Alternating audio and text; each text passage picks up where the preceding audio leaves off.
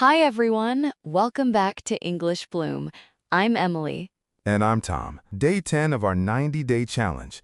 That means we're officially a third of the way through the first month, if you count it that way. I don't know if anyone's actually counting it that way, Tom, but I like your optimism. Anyway, today's topic is one everyone can relate to: shopping. Whether it's clothes, shoes, groceries, or gifts, we've all had to survive a conversation with a cashier at some point. And honestly, shopping conversations move fast. The cashier isn't going to slow down just because you're still thinking of the word for size. Exactly.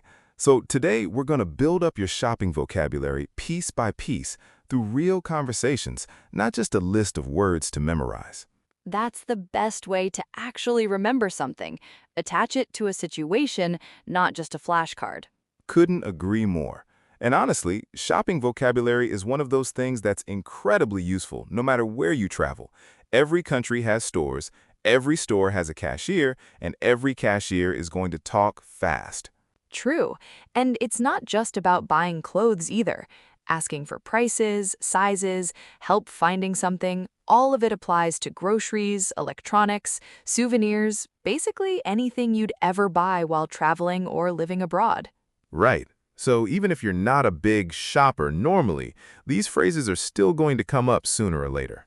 Exactly. Let's get into it. So, actually, this topic came from something that happened to me last weekend. I want to tell you about it. Oh, this sounds like it's going somewhere. Go on. I walked into this small shop downtown, and there was this sweater in the window. Gray, really soft looking. So I went in and asked the assistant, "How much is this sweater?" Nice, clean question. Singular item, so is. What if it had been something plural, though, like a pair of gloves in the window? Then it flips. How much are these gloves?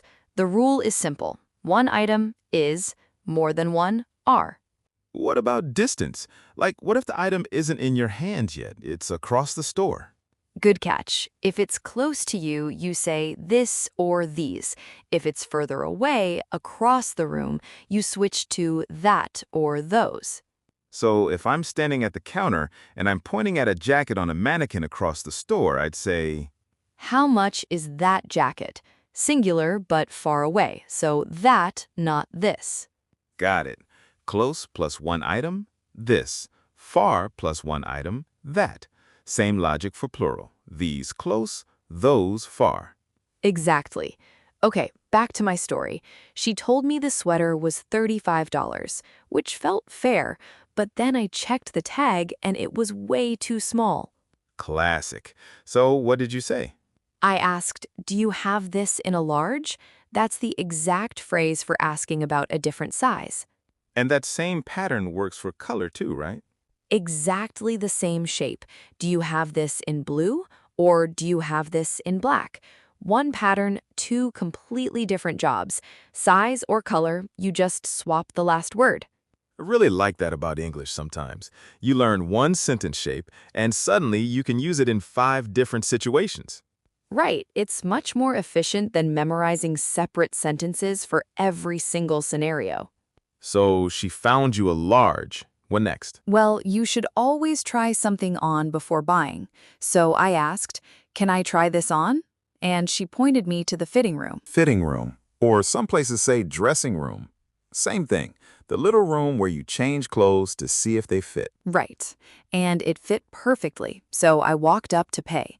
She asked me, "How would you like to pay?" And there's really only 2 common answers to that. "I'll pay by card," or "I'll pay with cash." Small detail, but important.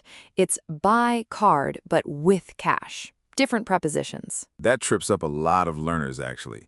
It feels like it should be the same word both times, but it's not. I know. English loves to do that. Just when you think you've found a clean pattern, it throws in an exception. Well, at least it's a small one. Actually, before you paid, did you ask if there was any discount? A lot of shops have sales, especially at the end of a season. Oh, good point. I actually forgot to mention that part.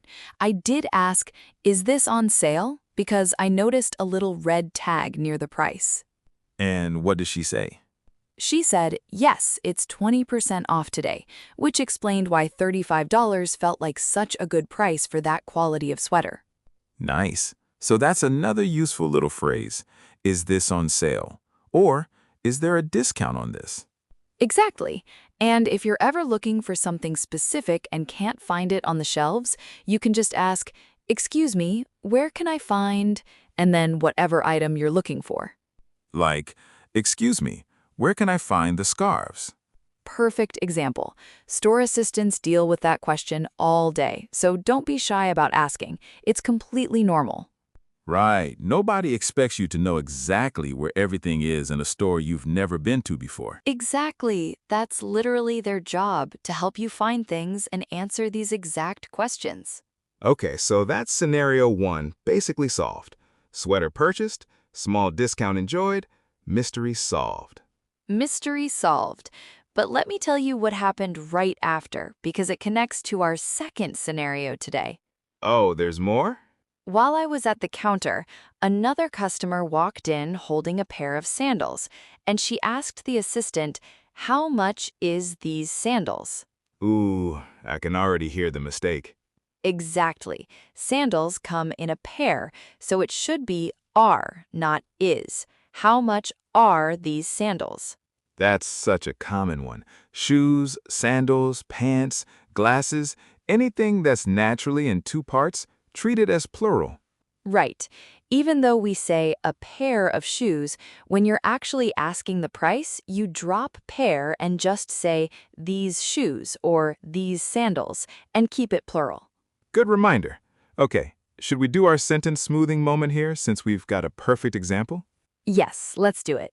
All right, so the sentence was, how much is these sandals? A native speaker would never say it quite like that. The subject is plural, sandals, so the verb has to match. How much are these sandals? Same meaning, just the verb adjusted to match the plural noun. Small fix, but it's the difference between sounding like a beginner and sounding confident. Exactly. And once you notice this pattern once, you start noticing it everywhere. Shoes, glasses, pants, scissors, all plural, all needing are. Good one. Okay, let's move to our second scenario, because shopping doesn't always go smoothly. Sometimes you need to return something. Right. This happens to everyone eventually. You buy something, take it home, and realize it's just not right. Actually, this happened to me last month. I bought a jacket online, and when it arrived, the color was completely different from the photo. Oh no, that's the worst. So what did you do? I brought it back to the store with the receipt and said, "I'd like to return this, please." That's really the core phrase for returning something. And receipt, that little paper proof of purchase, is important. A lot of stores won't accept a return without it. Right. So the assistant asked me, "What's the reason for the return?" And I said, "The color isn't what I expected." That's a nice, polite way to explain it without sounding like you're complaining. Then she asked, "Would you like a refund or would you prefer an exchange?" And I actually didn't know those two words well at first. Let's slow down on those because they're useful. A refund means you get your money back. An exchange means you swap the item for a different one, different size, color, whatever you need. Right. So I said, "I'd like an exchange, please. Do you have this jacket in navy blue instead?" Nice. And notice that's the exact same "do you have this in" pattern from earlier. Same shape, new situation. I hadn't even noticed that until you just said it. It really is the same sentence doing double duty. That's the beauty of learning patterns instead of memorizing sentences one by one. They keep showing up in new places. So she checked, found a navy blue one in my size, and I exchanged it right there. Easy, actually, once I knew the vocabulary. See, this is why these conversations feel scary before you know the words. But once you do, they're honestly pretty short and predictable. Totally agree. Let's say the store didn't have your size or a color, though. What happens then? Then you'd usually get a refund instead, and the assistant might say something like, "I'm sorry, we're out of stock in that color. Would you like a refund instead?" And you'd just say, yes, a refund is fine. Or, actually, I'll think about it and come back later. Both totally natural responses. There's no single correct answer, just depends on what you actually want. Good point. Should we do one more sentence smoothing around before we wrap up? Yes, let's do it. I have a good one from this whole story. Okay. Imagine a learner says, I want change this jacket. The color is not good for me. Very understandable, but let's smooth it. First, want needs to before a verb. I want to change. And the color is not good for me is a bit awkward. How would we say it more naturally? Something like, I'd like to exchange this jacket. The color isn't what I expected. Softer, more polite, and uses the specific word exchange instead of the general word change. That's such a good point. Exchange is more precise than change in a shopping context. Exactly. Small word choices like that make you sound much more natural, even if the grammar was already okay. Great lesson today, honestly. We covered sizes, colors, trying things on, paying, and now returns and exchanges too. Actually, there's one more small situation worth covering. What if the store doesn't have the item at all, not even in a different size or color? Oh, that happens a lot, especially with popular items. What would you say then? The assistant might say, "I'm sorry, we're completely out of stock." And you could respond with, "No problem. Do you know if another branch might have it?" Branch, meaning another location of the same store, right? Exactly, like another store of the same brand in a different part of the city. And if they don't know, you could always ask, can I check your website instead? Since a lot of stores let you order online, even if the physical shop is out of stock. Good point. That's such a normal thing to ask nowadays. Nobody will find that request strange at all. True. Okay, one more small thing worth mentioning. Sometimes you might want a similar item, but in a different style or pattern, not just a different size or color. Right. You could ask, "Do you have anything similar to this, maybe in a different style?" It's a bit more open-ended than asking for a specific color or size. That's useful when you like the general idea of something, but not the exact design. Exactly. Assistants are usually happy to show you a few similar options if you ask like that. One more thing worth mentioning. Sometimes people need to ask about what an item is made of, especially if they have allergies or just prefer certain materials. Oh, that's a good point. Like, what would you actually ask? You could say, what is this made of? Or more specifically, is this made of cotton or does this contain wool? Right. Contain is useful there, asking if something has a certain material inside it, similar to how we'd ask if food contains nuts or dairy. Exactly the same pattern, actually.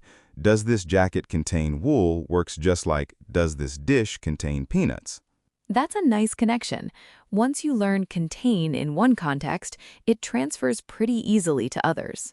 And if you ever get an answer you don't love, you can always politely say, thanks, but I think I'll keep looking, and just walk away. No pressure to buy anything. Good reminder.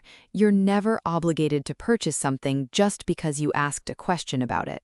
Exactly. Assistants are used to that. It's a completely normal part of shopping everywhere. Great. I think we've genuinely covered almost every shopping situation someone could run into.